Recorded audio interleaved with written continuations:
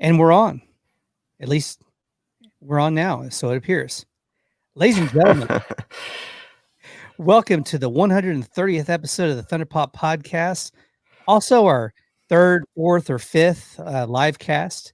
I'm going to be joined by the one and only, the Boy Wonder, Johnny Lightfoot, here in a few short moments. You can probably hear him in the background. He's going to be coming to me from the Johnny Lightfoot Dome, his house, into the Thunderpop Dome. Tonight, we've got a lot to unpack on this 130th episode. We're going to be talking about the state of AMC. Of course, it was announced that they were going to be opening their theaters back up in New York City, which is huge news because New York is such a big media market for that movie theater chain. They're reopening in New York. Immediately, their stocks surged up 20%. Of course, the stock market can sometimes be very sensitive one way or the other. I don't really know what that means financially, but I will say this: getting New York back, I'm sure, is a big deal for them. But they've also said that they are going to be out of money by the early part of 2021, despite the reopening in New York, which means they're going to be cash poor, and there's Chapter 11 talk going on, which is probably inevitably what's going to happen. We've talked about that here much. I'd be interested to hear what Johnny will have to say about that. We also have a Johnny on the Spot segment and talk about Johnny this year at the virtual version of Fantastic Fest and what that was like. And we'll have some other stuff. We'll have our usual agree or disagree, thoughts and advice. I'm getting used to looking at the camera, I think. It's kind of like me and the camera are starting to become, like we're becoming, kind of there's a little bit of a camera romance here, or bromance. I don't know what you'd call it. It's a camera, but yeah, I'm kind of connecting with my camera. I look into the eyes of the lens, and we're connecting. We're making things happen. All right, we're gonna roll the opening, and then we're gonna hopefully make some things happen. We're on all the socials tonight. I think we'll find out if comments start rolling in. All right, let's open it with the opening and get into the show.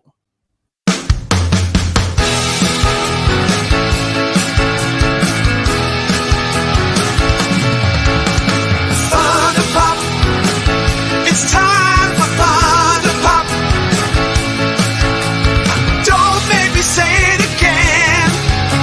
Thunderpop, Thunderpop, Thunderpop. I will not say it again. Thunderpop. Okay, I lied. Thunderpop, Thunderpop, Thunderpop, oh, Thunderpop. Yeah, here we are live from the Thunderpop Dome, and I'm going to bring in the one and only, the Boy Wonder, Johnny Lightfoot. He's here somewhere, and if I can find him. Okay, there you are. Yeah, hey. Somewhere, and yep, even better. We got you back. Yeah, I'm here, and Johnny. I'm going to get my sound effects, so I'll have them on standby, and you get one of these.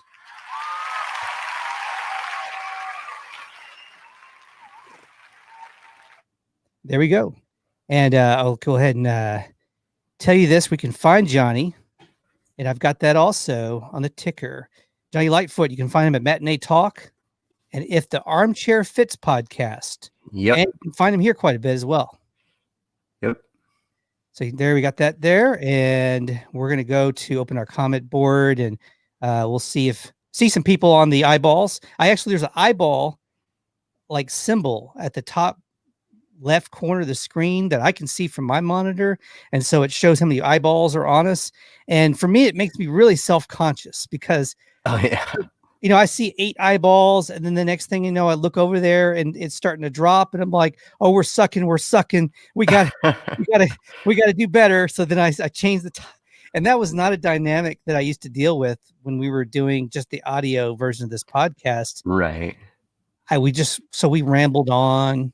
Sometimes we, had a meal in the middle of a podcast. Mm-hmm. I went back to doing whatever the topic was of the show. So anyway. There he is, Johnny Lightfoot, the one and only, the Boy Wonder, and check out his Matinee Talk and If the Armchair Fits podcast. What's the most recent podcast that you all have done? Oh, so we did If the Armchair Fits, we did basically comparing horror icons to basketball players, which was pretty neat. Basically lining up who would be our varsity squad, who would be our JV squad, and why they would play each position, and it was pretty awesome. You've got me hooked. If y'all want to check that out, it's all, and I think you should, it's at all the major podcast locations. Or where you get your podcast. That's what everybody says. Somebody started that, and then everybody else says it too for their podcast, wherever you find your podcast. So we got a lot to unpack. We're going to do a Johnny on the spot here in a little bit. Johnny's going to talk about the virtual Fantastic Fest. I was wondering for a while whether they would have a Fantastic Fest this year, but we were pretty sure if they had it, it was going to be a virtual version of it. So I'd love to hear his take on it, because every year Johnny comes in, talks about his experience from Fantastic Fest. I have a feeling this year it was much different than past. So I'll be looking forward to hearing that and what your experience was like at that event this year virtually. First of all, I know a lot of people are upset over the cancellation of shows lately by Netflix. Some really popular shows. I know from me, I was really surprised and stunned that Glow, and I talked about this already on the live stream, the Glow was canceled, and I gave my reasons on why I think Glow, why they picked Glow if they were going to cancel a show, why they decided on Glow. I'd love to hear what you think about it, because there's a lot of things that you can conspiracy wise go to on why they're canceling some of these prominent shows that people are a little bit surprised to see canceled. I mean, I think a lot of it has to do with money, to be honest. There's just not a lot of revenue stream coming in, and shows like Glow, I mean, granted, I never really got into it, but it just wasn't one of those blockbuster type shows, you know? Yeah, I would wonder that too, because they've spent there for a while. They went on a spending spree, and they were spending. They were buying up things like Seinfeld, stand-up comedy specials, which he's a top dollar comedian. Dave Chappelle. I mean, they backed up a Brinks truck at Dave Chappelle's house to get him to come back and do stand-up comedy. I think he's done 5 specials for them. More recently, the Eddie Murphy. They got the big Eddie Murphy movie from last year. Yeah. So a lot of money went to that. I wonder if they spent so much on that they started to go, whoa, we need to put on the brakes here a little bit. Yeah, especially with all the other streaming platforms like Disney Plus and HBO Max entering the fray. Like, you have to take that sort of thing into account, and there's not a lot of screen time that you can devote to that much stuff. Is there a bit of a chess match that they used to not have to play? Is what that seems like that. Yeah, I mean, Netflix is used to being the big boy on the block. I mean, and now they're having all these other streaming platforms with like CBS All Access and Peacock and all this other stuff, you know. Yeah. So if they got, Peacock is putting a lot of money on comedy, and the soon-to-be Paramount Plus, which is currently CBS All Access, is doing a lot of Star Trek content. They were like, well, we need to get some of those sci-fi fan eyeballs onto our platform, then we need to spend a little money here instead of there. So it becomes more of a chess match than what they used to have to do, possibly, where before it was like, we're just going to get as many subscriptions as we possibly can. Off of cable TV, off of network. We want cable cutters. And that's what they got. They got a lot of cable cutters for a while. Yeah. Because they had an infinite amount of content. They were loaded up with old and new stuff. I don't know where it's going to go in a couple of years, but, and then kind of, we'll talk about this a little later about Apple Plus scooping up Charlie Brown. A lot of people being really upset about that. And that's just another kind of part of the acquisition war that's going on with streaming. And then just today, a little bit of breaking news here. Quibi has announced that they're shutting down. They're shuttering. Oh, wow. Yeah, so Quibi's shutting. I'd wondered, out of their content, did you get to enjoy and watch any of it? Funny story. I subscribed and then I never watched anything. Mhm. And I heard nothing but good things, like, oh, okay, 5 to 10 minute content. That's great, but I never got on there. Yeah. They had the Kevin Hart, the Die Hart show with John Travolta, so it had a little bit of star power. I know those trailers looked really good for that show. They had a show with Anna Kendrick, where she was with, it was kind of a mannequin type show, where she was comedy with her and a mannequin, reminiscent of the 80s movie The Mannequin, from what I could tell from looking at the trailer.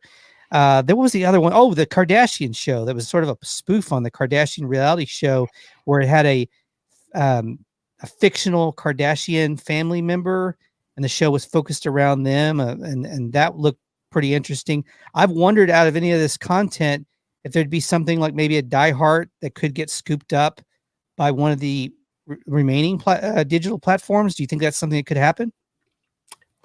Yeah, I mean, that's definitely something that could happen. I wouldn't be surprised with all the content that they're trying to make out there streaming. But it's just so much right now. Mm-hmm. Yeah.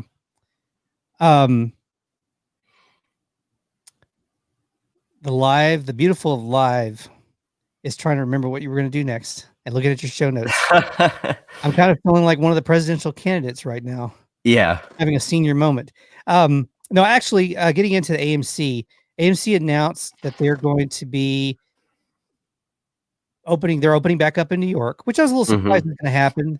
There's not a lot of new movies. There are a few. No, yeah, it's crazy. Yeah, the content is pretty bare bones right now. But there's a few that are trying to stick with their release plans. Most have moved off into 2021. Some went straight to streaming. We got the announcement the other day that Coming to America is going to go straight to Amazon Prime in early December. Borat 2, I don't even think ever even bothered with a theatrical plan. I think that was always intended to go straight to Amazon Prime as well. So AMC's plan is to open up in New York, but they're looking at Chapter 11 next year. They said they're going to be out of money. I think they are trying to look for some loans. Where do you see that going? Do you see that going right now at all? I mean, to be honest, I wouldn't be surprised if someone like an Amazon or a Netflix swoops in and just buys the theater franchise outright. Yeah. I think that would be the most, in terms of like logistics, it would make the most sense to have somebody like that come in, buy them, and then start basically screening their own movies ahead of time. Let's say for example, and one of the conglomerates that has the most to lose from major theater chains closing and shuttering their doors would be Disney.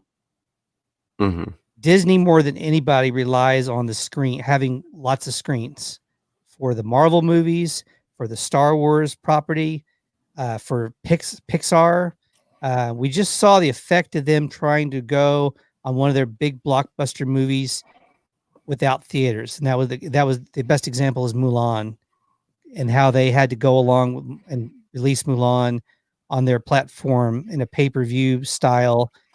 No movie theaters. That's a movie that would have been a huge draw at movie theaters. I hear they lost money on it. That was a big disaster doing it the way they did it. I think they did it the wrong way, but Disney has probably more to lose than anybody for losing a theater chain like AMC. So I would see for them, say they were to go ahead and take over AMC. because they need AMC as much as AMC needs them. Would they make it a Disney only theater? Like, would the screens be Disney only, or would they still distribute Warner Brothers films that are competing against their film? No, yeah. I think they would still distribute the other films. I don't think it's out of the realm of possibility that they would bring in other stuff, but I think they would put their own things out there in the forefront. Yeah. Oh, yeah. But yeah, in terms of promotion, as far as getting the best locations, the most screen, Mhm. there probably would be, placement of their marketing would really be heavy in lobbies. A lot of cross promotion, I would imagine. It actually gives them some more tools in their toolkit, I would think. Things that they can do cross promotion wise, having the theaters and having that full control of the theaters.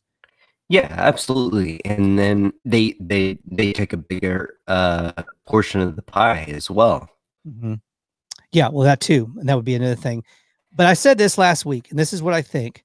I think that if that's what ends up happening, that's the worst case scenario, is that an Amazon, a Netflix, a Disney, all the above may get distributed out, all three, because you may have, if Regal doesn't make it, Regal may go to Amazon. If AMC doesn't make it, AMC may go to Disney, and then there's another theater chain I'm sure I'm leaving out that could probably go to Amazon. Yeah. So it would be probably a possibility that all three, or Netflix rather, the last one, that all three could end up with a movie theater chain before it's all said and done, competing with each other.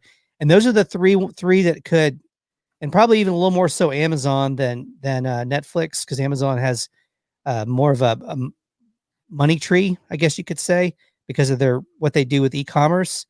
And by the way, does that put Amazon at an advantage right now over a Netflix and over a Paramount Plus, because them not just being a streaming service, they're also an e-commerce that happens to be the wealthiest e-commerce on the planet? I mean, that's the thing, is they bring in bukus of revenue. Yeah. And so, their operating costs are essentially still huge, but I mean, they could still afford that. Yeah, because they just plopped down a massive sum. We were just talking about Coming to America, which is now going to be coming to Amazon, by the way. Mhm. That's the new name for the movie. But they just had to cut a huge deal to get Eddie Murphy's Coming to America sequel, and then I'm sure it was a lucrative deal for Borat 2.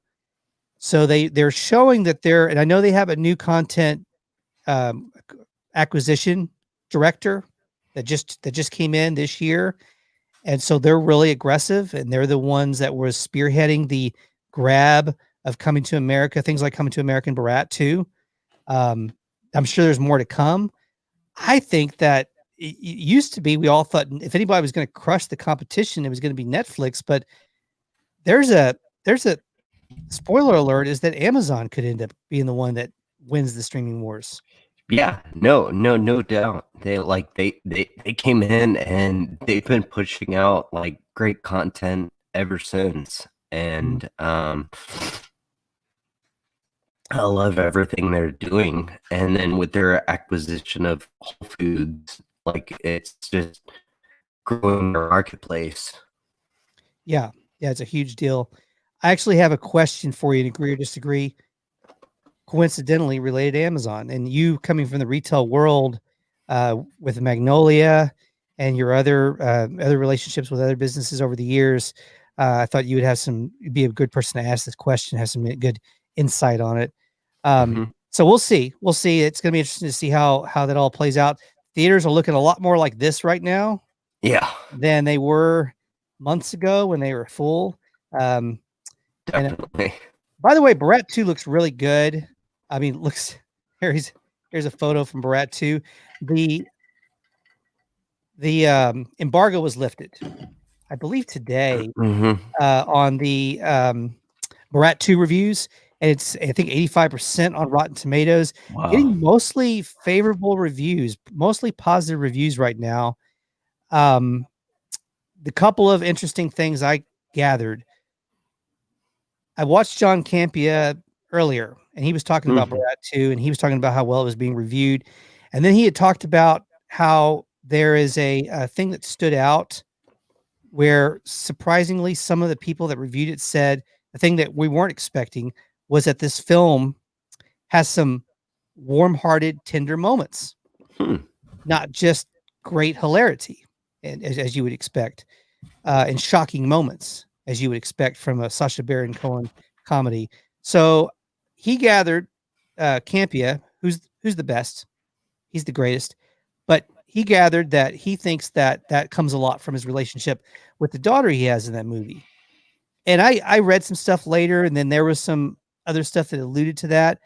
I also read in this movie, though, because it takes place 15 years after Borat, the original Borat, and where part of the story is with him coming back and seeing a very different America 15 years later, and how he finds it not to be as cuddly and as warm as it was. And it's unbelievable that you can say 2005 was the good old days. Yeah. But in the eyes of Borat in this movie, we see where he comes back and he was like, this is not. And of course, the movie was filmed literally during the pandemic, during quarantine, right on the back end of the first quarantine back in the spring.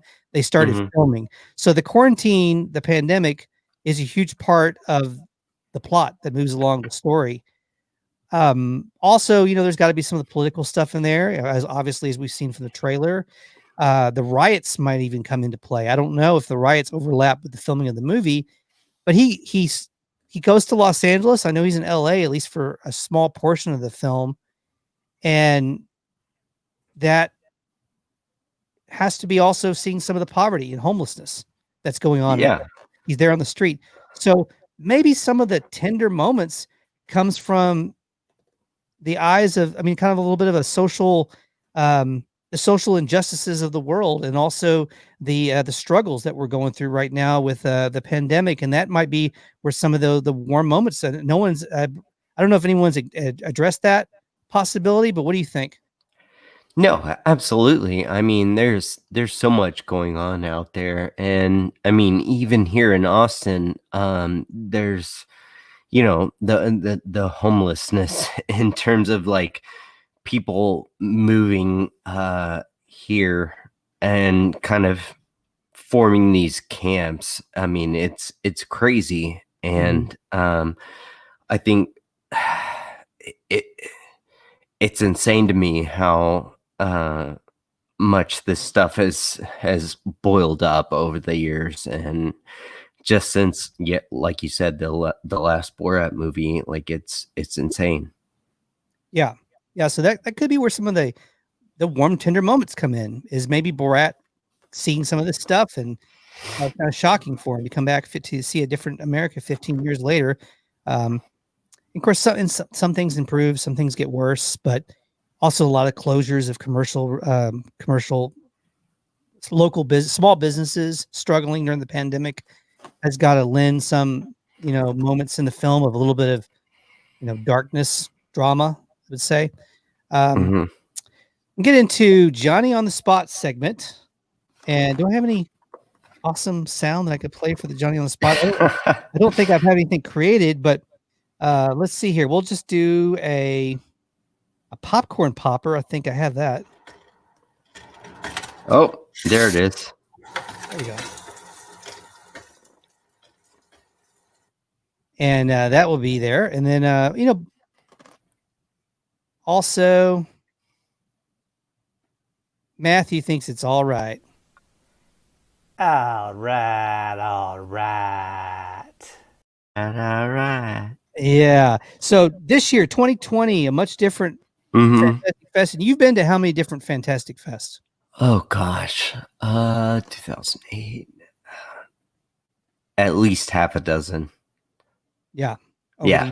I know we've had you on for at least 4 of them to talk about the ones you go that, each year you go to them, you give us kind of the play-by-play and who you saw and what played this year, what surprises happened.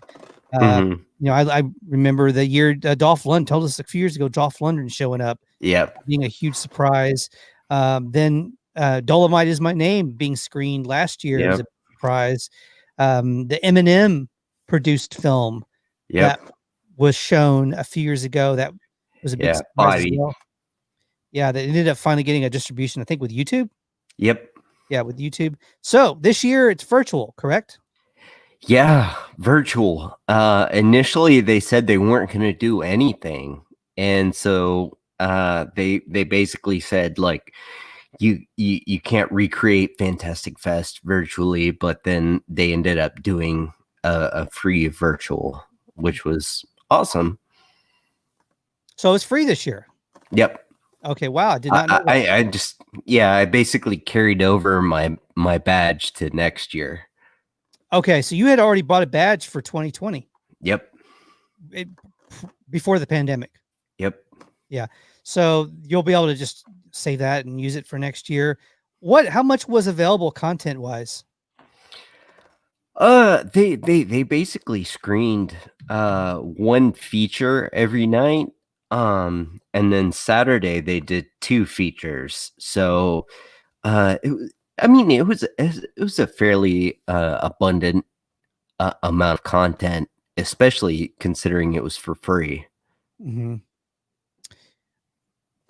Where do you think now this is what I thought about. I thought about this more than this year's festivals because I knew that there was still a lot of stuff already on the shelf ready to go for fall festivals because stuff had movies are in production, then they're in post-production. So a lot of movies were ready to go for fall film festivals, going virtual, of course. So content-wise, we were not in any trouble. I was more worried about next year's festivals because of the shutdown this year.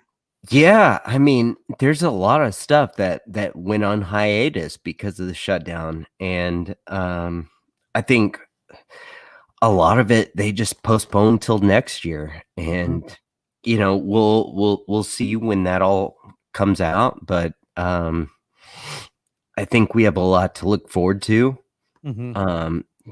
Fantastic Fest this year. I mean, say what you will, I saw some stuff for free, and then I also went to the Alamo to go watch a few things because there were some movies that they weren't allowed to screen for free that I had to go pay for. Now, is Alamo fully open? I know they're open in South Austin at one of the newer locations down south, the one with the Terminator mural on the side. Are they open in any other locations? So the Lakeline, the Slaughter, and then now the South Lamar are all open. And they're doing really well in terms of checking temperature on the way in and everything like that. But all your food you order it in advance, and they're handling it as well as you can during this time. Was that your first time back at a theater, or did you get out before then to see? No, I actually went to the Bill and Ted Face the Music. They did like a test reopening where I went for free. And I went and did that with my girlfriend with the expectation that, hey, if we feel uncomfortable, we'll just leave because no harm, no foul, because we didn't pay for tickets. So, but I mean, they did great in terms of, spacing and, temperature checks and everything like that. So it was great. Honestly, I felt safer going into the Draft House Theater than going into like an HEB. Yeah, no, I agree with that. To me, that is, well, I'd said the same thing. I was like, I'm way more uncomfortable with going to the store than I am with the idea of going to a theater. But there's a lot more opportunities to get close to people. By the way, I meant to ask you, and I don't want to make you uncomfortable in any way or in any fashion, but I have to ask you, do you have a cold right now? Oh yeah, definitely. I actually got tested for COVID on Friday, and it was negative. So it is just a cold. Yeah. Okay, good. Because I've got to ask you. I'd feel like I was not being. No, I'm on struggle street, but it's okay. Well, man, you're a trooper because you could have definitely had said, "Hey, I might have to get back out today. I hate to, but I would have totally No, understood. no, I'm good. You're a total trooper then for coming in and still doing it. You know, that's the thing. If we'd been doing just audio, which is what we had done over the years for a long time, I may or may not have noticed, but having you on video, I'm like, Yeah, I know people watching must notice this, that you might, because you seem to have a little bit of the sniffles. yeah, Laura yeah. Bennett came in and she said, I heard New York NYC is bad right Oh, yeah. now. I didn't know they were back in trouble in New York already. I didn't know that either. Yeah. So I know that they've been in California, they've been kind of in a constant loop of being in trouble. Yeah.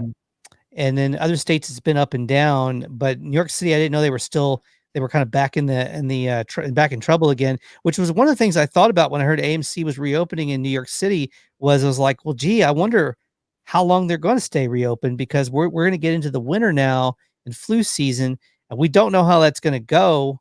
Mhm. I mean, you assume there could be a uptick in cases again. I keep hearing Sweden's doing really well. They did things a little bit differently than us. But I don't know the exact specifics of what they did and how well they're doing, and if that's true or if that's just internet. Yeah, I mean, hearsay. the UK in general, like, I think, like, I think they're shutting down theaters again. Mhm. Yeah. Yeah, so there's still a little bit of trouble there in Europe too. Laura Mhm. also came in. She said, I didn't see the first one. She's talking about Brat. Well, if you love funny, uncomfortable funny, and just pure genius in terms of like the rawness of it, with Sacha Baron Cohen's ability to just go out and look for awkward opportunities to use his shtick, his improv, to conjure up these ridiculous moments. And that's what he does so well. And everything I'm hearing right now about Borat 2, which is going to be out in a few days on Amazon Prime this week. Yeah. It's dropping this week. I think they should just release it right after the the last debate on Thursday night. I think if they drop that, they'd run a commercials sometime during the debate, and then dropped it on Amazon Prime right after the presidential debate at like 10 o'clock at night. I think everybody would want to go see that after the presidential debate. That's just me though. Maybe I'm wrong. Mm. That's what I would be make a night of it. Watch the debates, and then that's tomorrow, by the way. Watch the debate and then go see Borat 2 after that. Oh, man. Which Must will see have a lot of TV. what's that? I said must see TV. That's Yeah. must be TV. Crazy. But I know you'll be there. So you went to the Bill and Ted. We actually did the PVOD. It's the only PVOD I've done. Like the pay. Actually, Mhm. I was I'll just say I was treated to a screening of Mulan. I did get to see Uh-huh. Mulan live action. A friend had some connections. It got me to see. I was able to see it. We PVOD'd Bill and Ted. It was the only movie I PVOD'd, meaning I paid the big price, like the whatever it was, the $20 or I think that one was only 20. I think if I had paid for Mulan, it would have been 30 on Disney Plus, which was one of the Yep. things that was really controversial. Yeah, and the fact that they put it out there on, like, Apple TV Plus and some other services Yeah. for the same price, but Yeah. then gave it, like, a higher quality video stream, Ooh. was they and with the bonus features and everything, was a huge deal, and the folks who, pay for the Disney Plus, like, you didn't even get that extra content. Wow, that probably didn't make people happy either. No. No. Did you get to see it? No, I haven't watched it simply because I heard it's gonna be free in December, Yeah. so, Yeah. I'm not paying for it simply because I heard as a, you know, part Korean, this was supposed to be like I guess an Asian Black Panther, and this it wasn't it from everything I've heard. So Yeah. The actors are really good in it. They were excellent. There was some stunning visual, mhm. eye candy in the movie. Yeah, I heard it's visually beautiful. I was disappointed in the music, Okay. but I think you should see it, of course, and I know you will. But yeah, we'll leave it at that. You'll have to go check it out. And I think everybody should see it, but I wouldn't. I would have been very mad if I paid the full price on it and watched it. Mm. And yeah, so we did PVOD, Bill and Ted. I'm excited that I'll get to see Coming to America in December. I'm disappointed that they didn't get a proper theatrical release, which, by the way, would have been huge. A lot of people have been really excited over that movie. Mhm. Probably as much as anything, really. I think there's been, for any of the movies that were they're scheduled to come out this year. In fact, you could argue out of all the movies that were held back till 21, that were much anticipated, like Top Gun Maverick, Ghostbusters Afterlife, James Bond. James Bond. You could put Mulan back in that category. At least it was anticipated for a while. And that's simmered down now, of course, for reasons we've already said. But probably you could argue, for out of all those movies, that one might have been, you could argue that was one of the most anticipated. Oh, definitely. Like still is. I was definitely looking forward to that a whole lot. I mean, this year was really like your 80s retrospective, reimagining in terms of like movies coming out, and between Top Gun and Ghostbusters and Bill and Ted, it was like we were getting like all of our favorites back, and it was supposed to be wonderful. Yeah. I mean, it was a noticeably absent for, Star Wars was taking a break, but Mhm. you could have even argued that this would have been one of the biggest years in a long time for overall box office. Because we had Yeah. barely through February, before the pandemic, which was, pre-March, early March, when everything was much different in the world. Bad Boys 2, or Bad Boys, no, Bad Boys for Life Mhm. was I think the third Bad Boys movie. Yeah. Done Mhm. very well. Yeah. And that was not even in the top tier of probably anticipated movies, although it has a pretty good following. But Mhm. when you start to put in the Dunes of the world and the James Bonds and the Coming to Americas, and then IPs like Ghostbusters, which are still pretty strong, Yeah. Top Gun, it probably is not even in the top 5 for 2020. So, I mean, do you think that this year would have been, if not for a pandemic, might have been the biggest year in decades? I mean, it definitely would have been up there. I mean, you had so many good movies from like Marvel, and then starting at the top with Bad Boys for Life. I mean, to say that's a great movie, it's not, but it really did well, and I think that James Bond and all these other films would have done great. Yeah, because if you name all those movies off, Dune, James Bond, Coming to America, Ghostbusters, Top Gun, I don't think any of those are a flop. No, and I think even Bill and Ted probably do pretty well. I mean, the CG wasn't great, but I think Keanu Reeves on his like renaissance is doing really well. So Yeah. I think that film would have done well box office wise. Yeah, I mean, you could argue that Keanu Reeves is probably nowadays one of the most popular, if not the most popular. I mean, he might come in right behind Tom Hanks, but he is Mhm. probably the most liked person in Hollywood. Yeah, and I mean, and now you have the Matrix, which is coming out eventually. John Wick, it'll be another John Wick Mhm. eventually after the Matrix. I know he's working with the actress from Mulan on Matrix, and they're working on a John Wick spinoff while they're shooting Matrix. They've concepted a idea for her that would be a spinoff to John Wick, Mhm. and they pitched it together. So there could be like I said, there's going to be a Wick verse. It's coming, whether it's on television or whether it expands into more movies.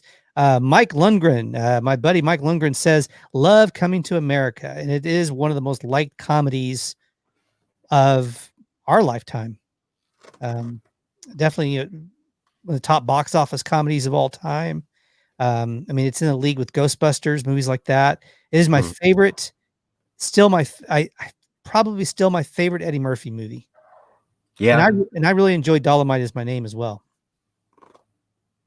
And it's become one of my top 5. Yeah, it's up there for me, but I would definitely Beverly Hills Cop. Beverly Hills Cop is tough to beat. He's going to do that again, apparently. Hopefully, and where almost everything was a sure bet before the pandemic, we don't know what else is we don't know the position studios are going to be in when things get fully back up and running, as far as budget to go out and spend on projects. I mean, the assumption for me is that the IPs that are trustworthy, they'll find the money to do them and continue to do them, because they know that if once trust is reinstalled in people to go back and put their butts in the seats at movie theaters, they'll go back to these IPs like the MCU, the Marvel movies. In the meantime, streaming is going to have to bridge the gaps a little bit for the MCU. So I don't know, but we'll see. We'll see how that works out. We can get into agree or disagree. We'll thank everybody that's watching us out there today. We're on Facebook in 3 different places. We're on YouTube. We're on Twitch. Camera, I'm looking at you. We're on Twitter also. Who knows? We might be in some place I'm not even thinking of right now. We might be on Quibi. They're going out of business, so they might have just said, screw it. We'll put you guys on tonight. We're shutting down tomorrow. Yeah, no doubt. We'll put your live stream on for a little bit. Go ahead, do it. We'll put you on the app right next to Kevin Hart's show. That's got to be good for eyeballs. Get eyeballs on our show. We're gonna get into agree or disagree. We got some agree or disagree music on this 130th episode. The first, Johnny's done many podcasts with me. I don't know how many we've done. I would say at least, over 20. Yeah. Probably 50. At least. Yeah. At least. At least. But the first, only the second time we've live streamed, done a big multi-platform live stream like this. And the first time you've been on the new live stream. Yeah. That we're on now. Whatever you call it. The new Thunderpop Live. Mm-hmm. Okay. Agree or disagree. We were talking about Amazon earlier. It was already on our radar. You coming from the retail world. Amazon, of course, has a huge conglomerate has gotten even more powerful during the pandemic. People are home more. They're more leery about going out to stores. They're ordering more and more than ever from the platform that's pretty easy to order from. And that's one of the reasons why it's so popular. And they have all the hard to find stuff. We have a TikTok channel now. So I'm ordering wigs to play characters in my TikTok videos off of it. And I can find any wig that I want. Mullet, it's on Amazon's Prime. I can get it in 24 hours. So I talked to someone recently and they were talking about Tesla's working on a little mini car that could be used for like quick deliveries. And once this car is ready, retail is going to pounce on it. So do you agree or disagree? Because he said the idea basically is that you could have a fleet of these little cars out in, out in the parking lot. Someone goes online, orders something from a local store or a local base store instead of ordering it on Amazon Prime, especially if they simplify the checkouts on these other e-commerce stores that are competing with Amazon.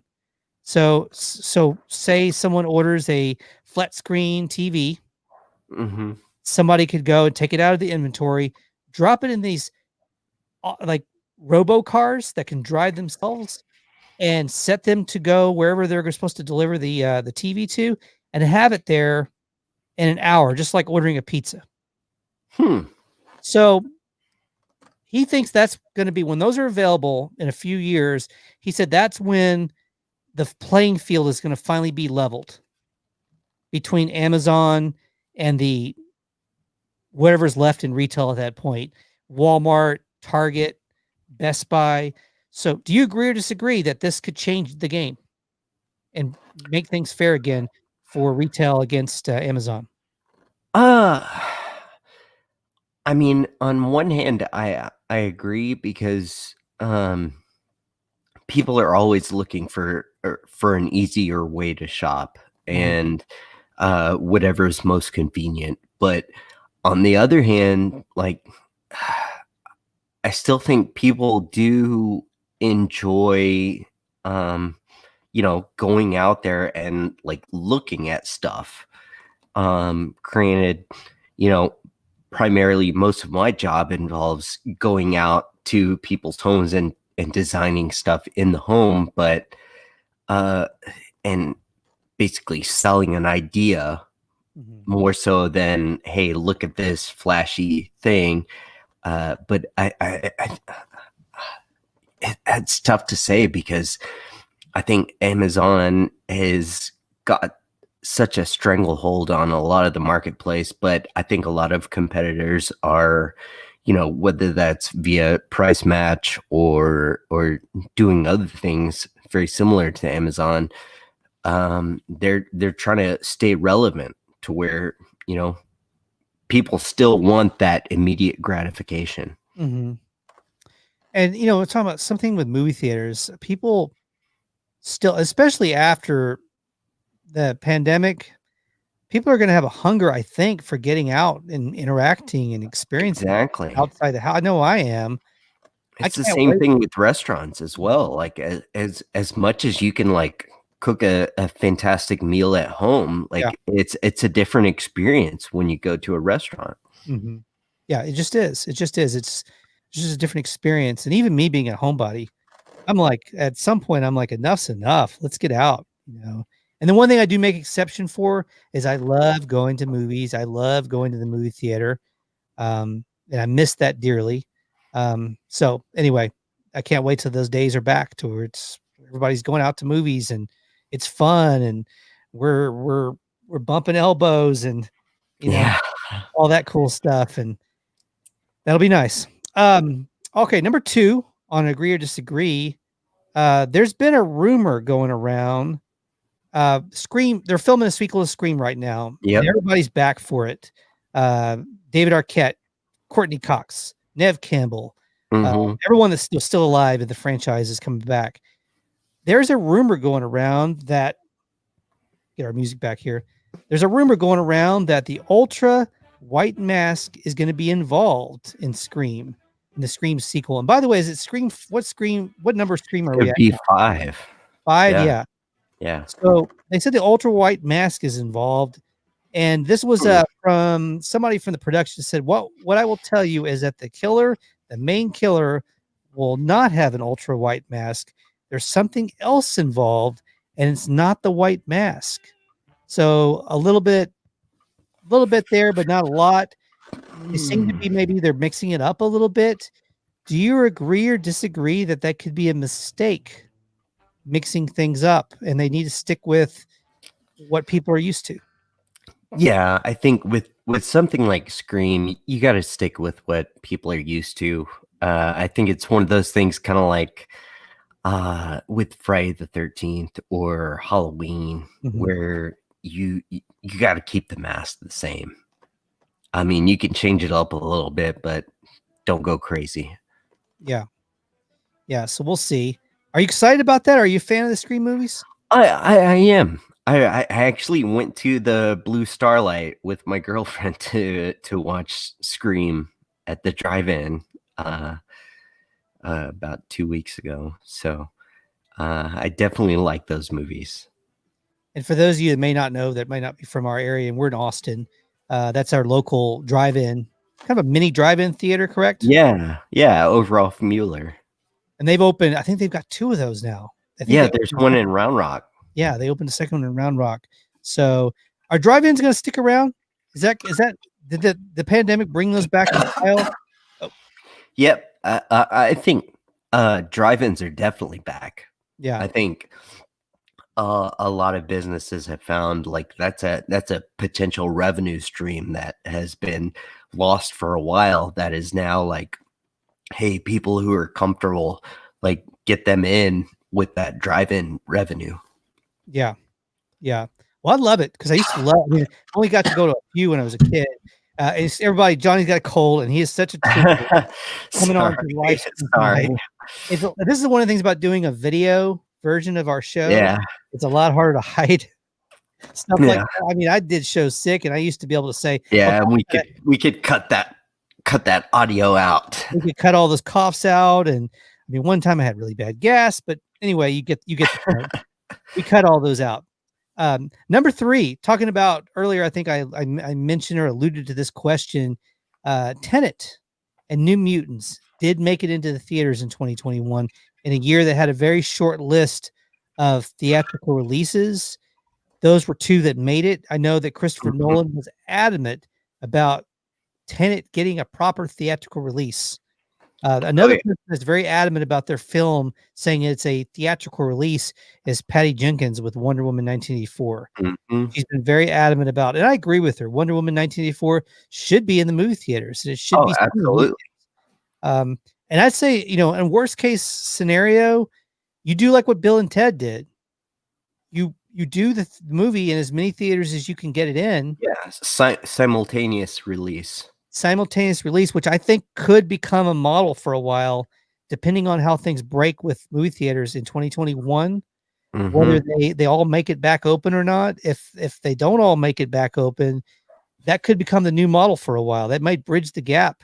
Oh yeah, to getting before movie theaters get back kind of up and running, and doing and I like it in some ways. It was nice to be able to see Bill and Ted's on the first week it came out at home.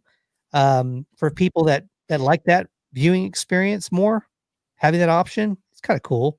But for the people that want to see, for me, I don't want to see Bill and Ted's I don't want to see Wonder Woman 1984 and Black Widow on a small screen. I do want yeah, it's a different experience. Like those blockbuster films, like, I mean, as much as I love Tenet and I saw it twice on the big screen, like I couldn't imagine like watching that at home, as good as my sound system is. Like it's just not the same. It's not the same. No, it's not. And I love, being able to sneak food into the theater. I'm notorious for doing it. I'm the guy that took a whole pizza. Yeah, the fanny pack. I fit a whole meal in my fanny pack, and I used to walk in the theater with a meal at my waist, ready to go. I strategically would take that into the movie. One time, years ago, when I used to go to like pay for one movie, this was in college, pay for one movie, and then I would sneak over and then would spend the day at the theater and just go from movie to. I'd pay for one movie, but then I would go from one movie to the next. Yes, I did that. Yeah. It's embarrassing now, but We all did. We all did it. Come on. But I'd go from one movie to the next, would see everything was in the theater that day. I would take a pizza and I would put it in a backpack. It was still in the cardboard box. And I had one of those big, like huge camping backpacks. And I'd be walking in with my pizza, and the pizza would get a little, but get the crispy crust, because that doesn't like cave in the box as bad. That's my only recommendation if you ever do that. But then, of course, bag checks came in, and for a while, and I had to figure out new ways to sneak snacks into the theater. But I'll just leave it at that. But anyway, getting back to Tenet, New Mutants, they made it to the theaters, but they were kind of a testing ground for movies that had not come out yet. To say, hey, let's see how they do. If they do well and exceed expectations, then maybe Black Widow and James Bond could come out of the fall. Well, they didn't do that great. I mean, they failed. They failed. New Mutants probably wouldn't have done much more, and it was a chance. New Mutants probably doesn't even come out in theaters.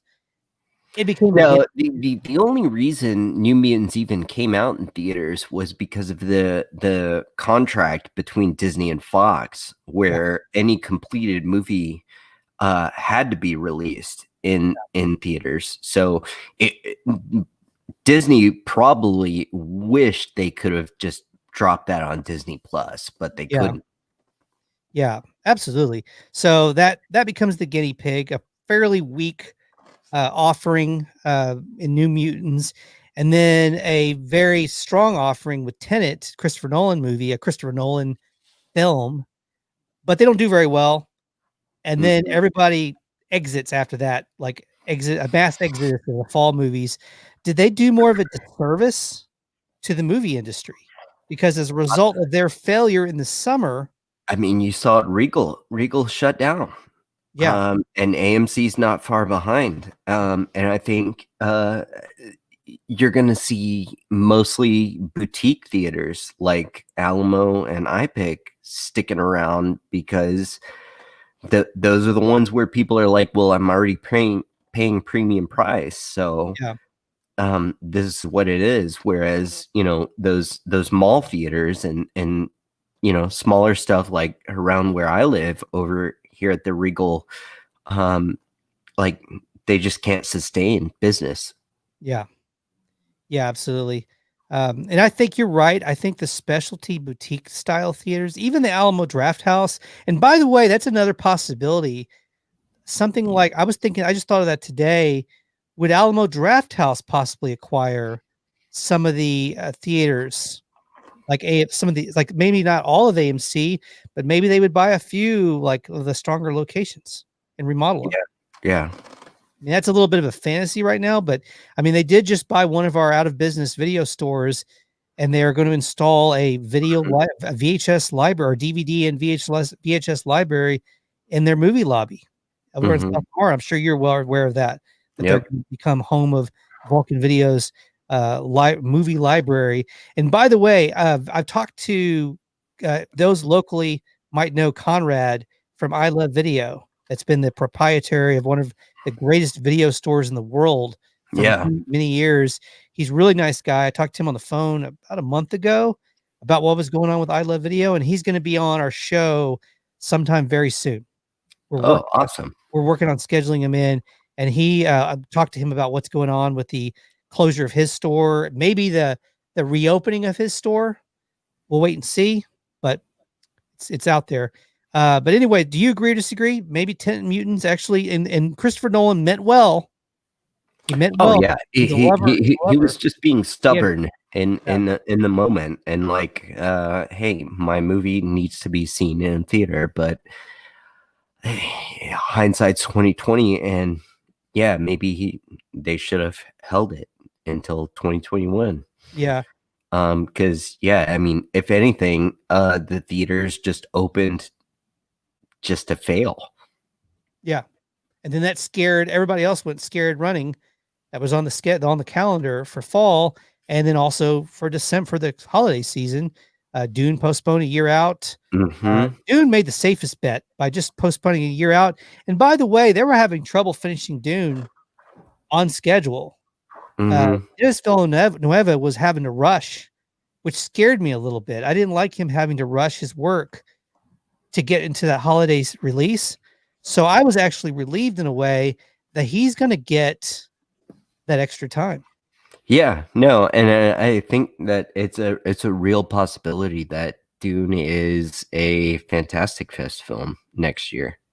Could be now, because as a result, because I mean, if he was going to have to finish it by December of 20, but now he doesn't, he would definitely have it done by Fantastic Fest for fall, everything. Yeah, and he screened Arrival there a couple years ago, so there's history. So I would definitely be looking forward to that if that were the case.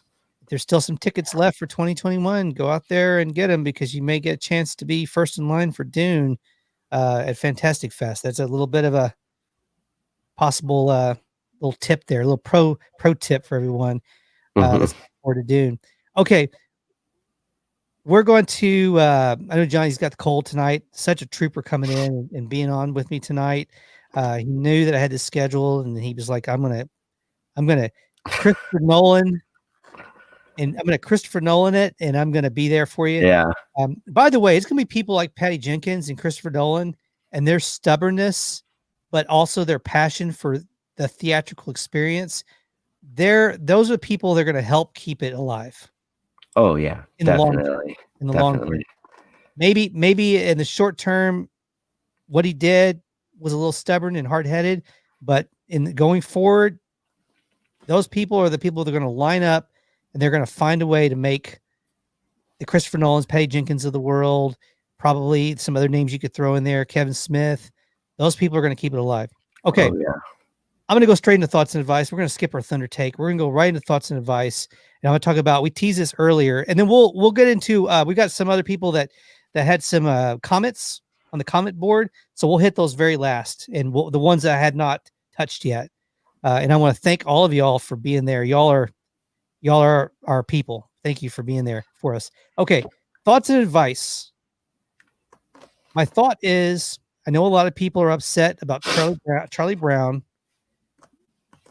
no longer going to be on free television, on network TV for the first time in, I think, 4 decades. Crazy. Like maybe more than 4 decades, because it was on in the 80s. Yeah. It was on the 70s. Well, since the 1960s. So I do the math there. It's been on free television. I know it was a CBS. All the Charlie Brown specials were on CBS for several years. Then they went to ABC for a while. And they were running them on ABC for quite a while. And all of them, the Great Pumpkin, Charlie Brown, the Christmas special, I don't know what else. They had a Thanksgiving special. They did one for almost every holiday. Mm-hmm. I think they even had an Easter one. But anyway, the Charlie Brown was out there for years on all free television. I know people are really upset because for the first time this year, it's going to streaming. We're talking about the streaming wars.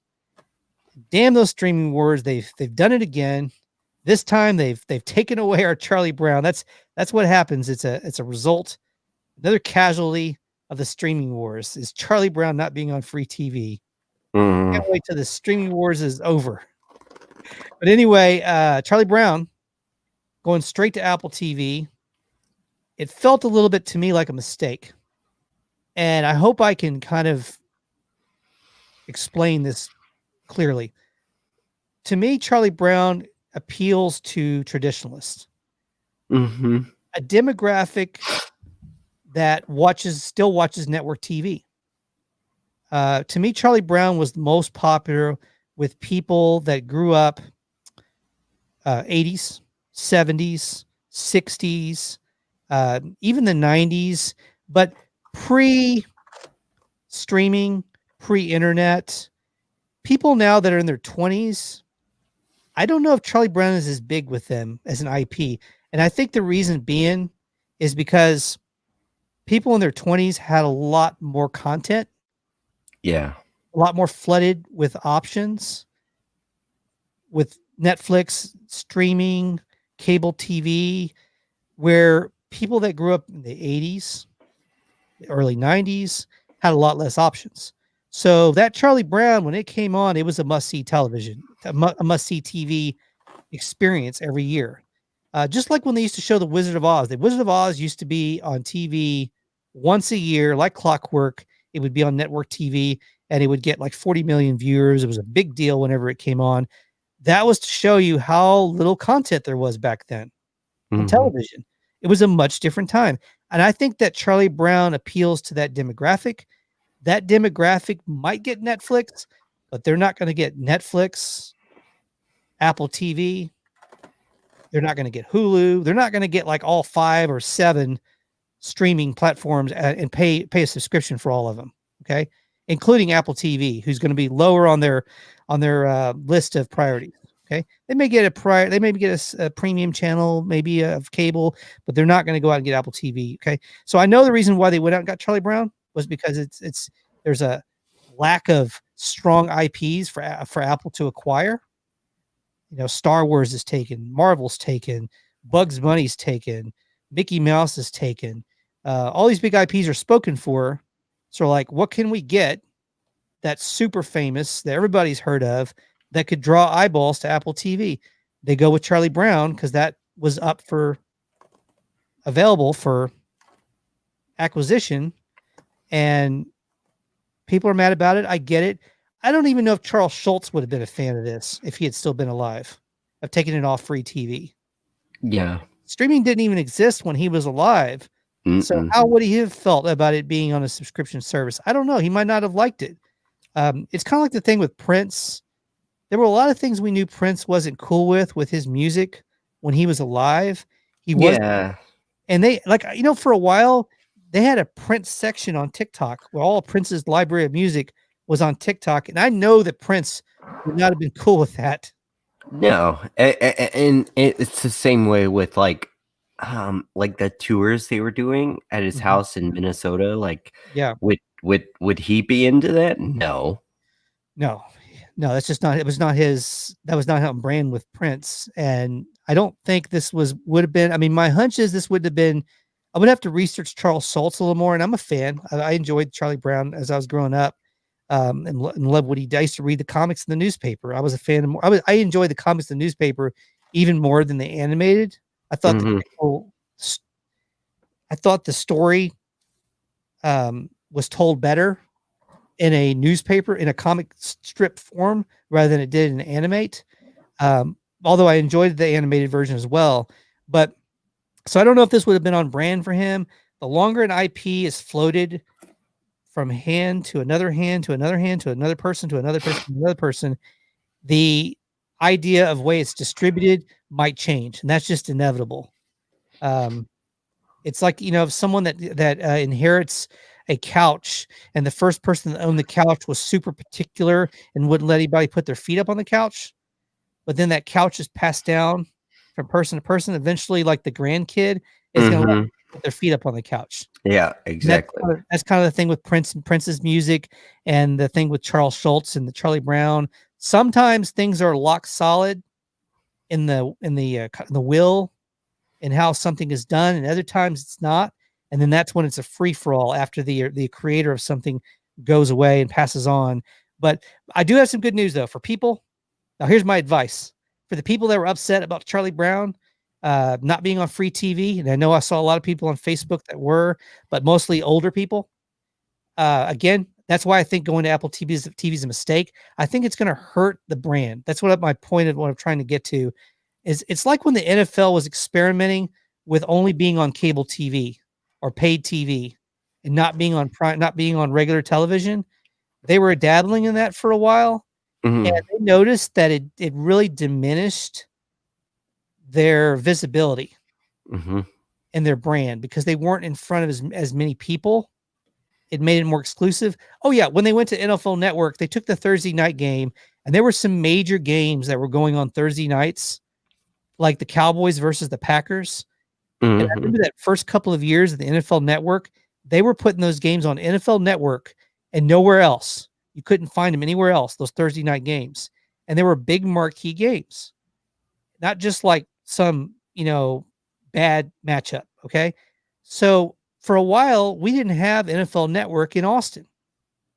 So you had to go when they had the Cowboys Packer game several years ago, the first few years of the NFL Network, when it wasn't available in our market yet, the only way you could watch a Cowboys Packers game in Austin, Texas, was go to like a karaoke bar that had it available to watch. So people in Austin, Texas couldn't watch the Cowboys and Packers. So it hurt the visibility of the brand. And I think that's what you do with Charlie Brown. If Charlie Brown was less popular with people in their 20s, it's going to become even less and less popular if you put it in such a niche app. It's going to be out of sight, out of mind, and people are going to forget about it. People are going to forget about it. And if it's on there for too long, you may never get that back. That interest back in Charlie Brown. So I don't know. Now there's maybe some things I don't know about it. Maybe none of the networks were wanted to go back to it for content. Maybe they weren't willing to do it and they had no choice to run it I would have thought Netflix would be a better landing spot for it. You get more eyeballs, but here's my advice for the people who are upset about it. There is a bit of good news. Apple TV will put Charlie Brown on for, I think, a couple of days, each special as it airs on the app. There's going to be a 2-day window where you're going to be able to watch it for free, including the Halloween special that's upcoming. Okay. They're going to do it kind of on the later end, closer to Halloween. So it'll go to the app.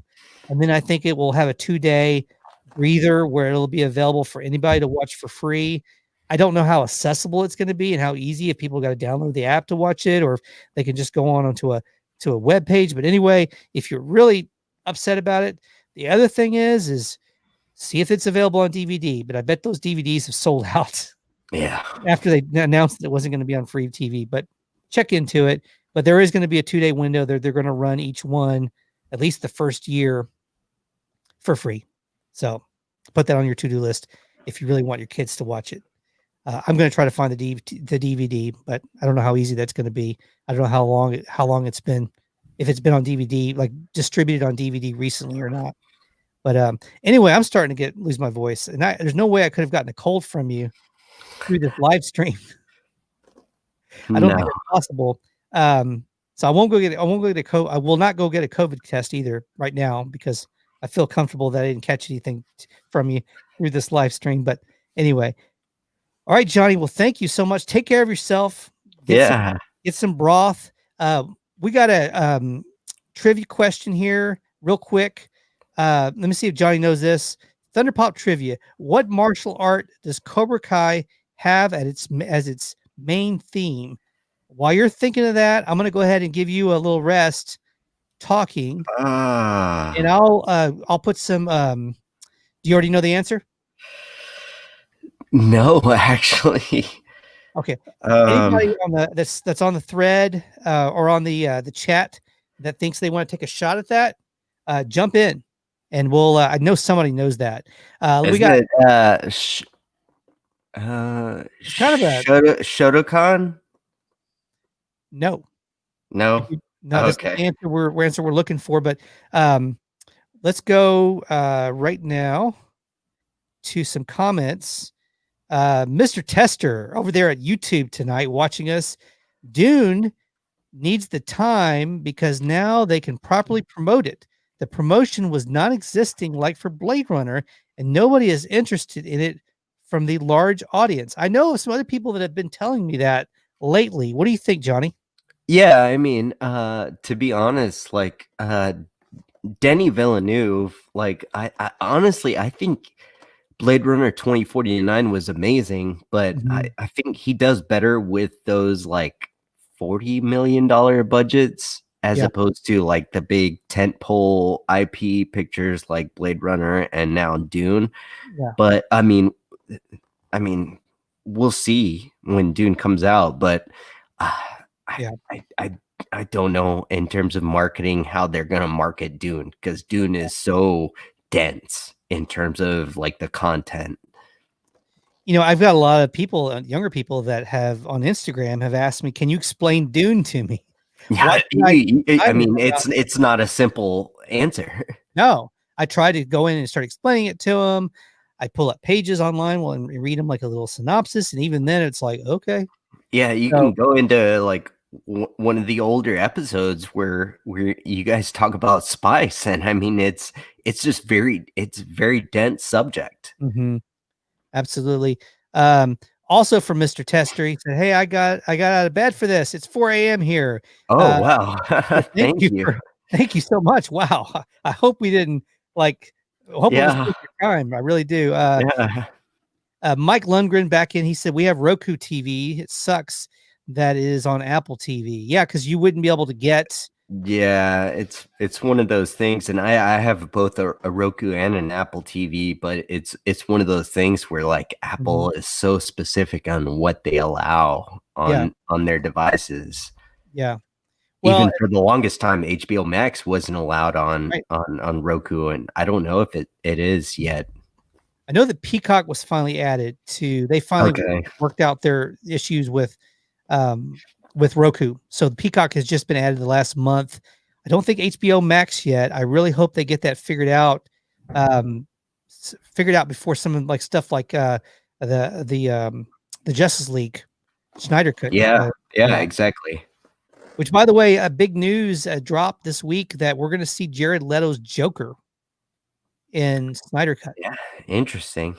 That is going to be a really interesting film. Some of the stories that are coming out about who is going to be added, really interesting to see how that's going to be pretty epic. Could be very epic. Oh, Here it is. I think we have the answer. Korean karate is the most used style in the USA. Cobra Kai uses it. That is correct. That is Korean karate. yes. Well, actually, specifically, the answer that I was looking for was karate. I don't know about Okay. the Korean part, but definitely karate was what I knew as being the answer. I was gonna say because like karate, taekwondo is Korean. Mm-hmm. Well,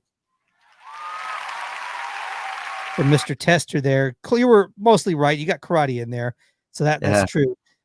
Somebody from Facebook, a Facebook user, said, "Good show, Steven." Well, thank you so much. They didn't opt in. Like you have to opt in if you want your name posted on the live, and if you don't opt in on Facebook, it just says Facebook user. So it's mysterious. But then it's like a Christmas gift. Like later, I go onto the YouTube and it's like, oh, it was so and so that said that. Yeah. So I'm like, yeah, thank you so much. Mike said that also that Charlie Brown is on DVD. Oh, the DVDs are going fast. I knew it. It's going fast. Interesting. Yeah, I hope it's not like toilet paper where someone's buying them all up. Yeah, I know. It's resellers and trying to scalp. They're going to be scalping those Charlie Brown. Who would have thought? Maybe it has a Brown DVDs scalping, man. Yeah, hey man, I got the Charlie Brown DVD. They could have a reverse effect where it makes it more in demand because it's like so hard to acquire. Yeah. I mean, it could be because it's not on like a major television network. You can't like go in and record it on your VHS like you could back in the day, and so now you gotta buy the DVD, and now people are out there scalping them. Yeah. By the way, Apple TV has said that they're going to be creating new Charlie Brown specials. Like Okay, they're gonna do a Mother's Day episode. Interesting. So we'll see a lot of wah wah wah wah wah from somebody's mom.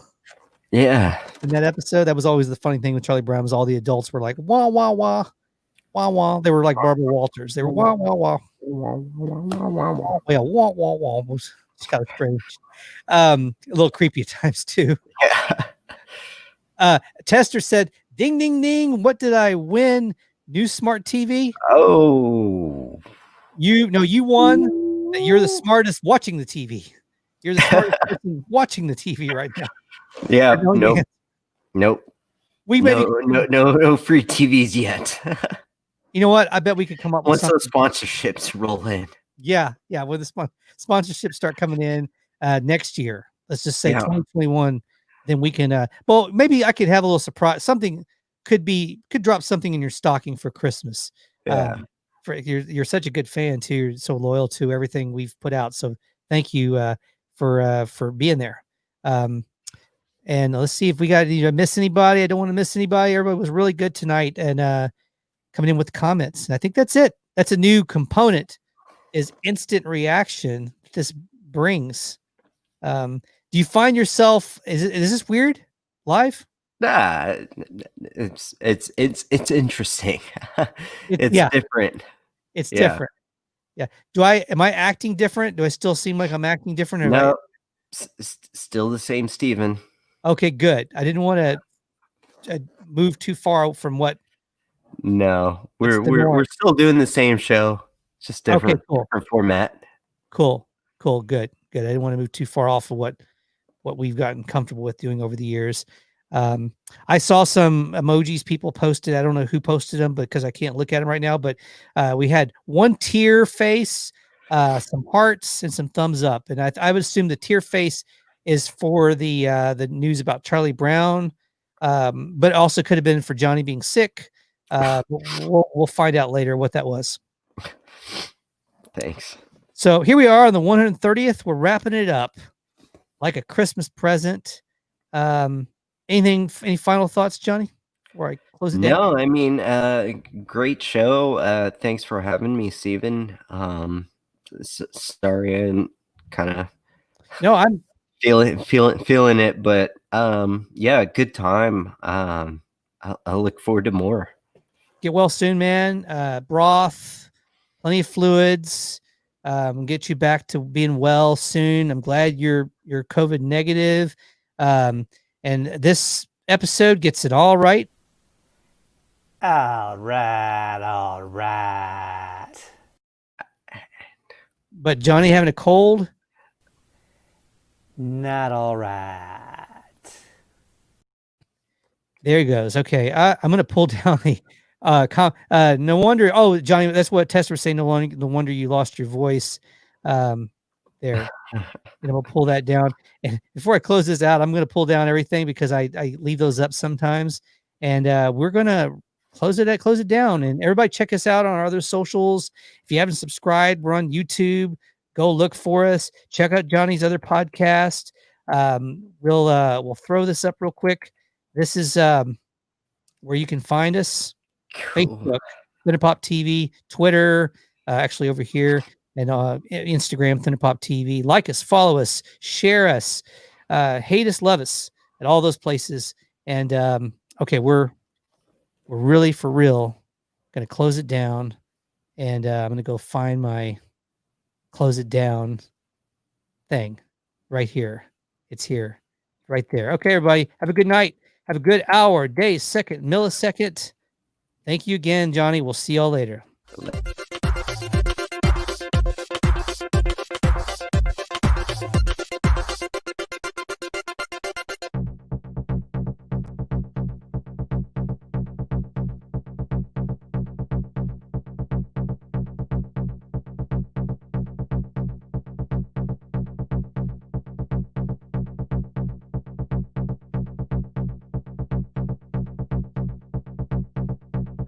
Thunderpop is a Hit the Bricks production.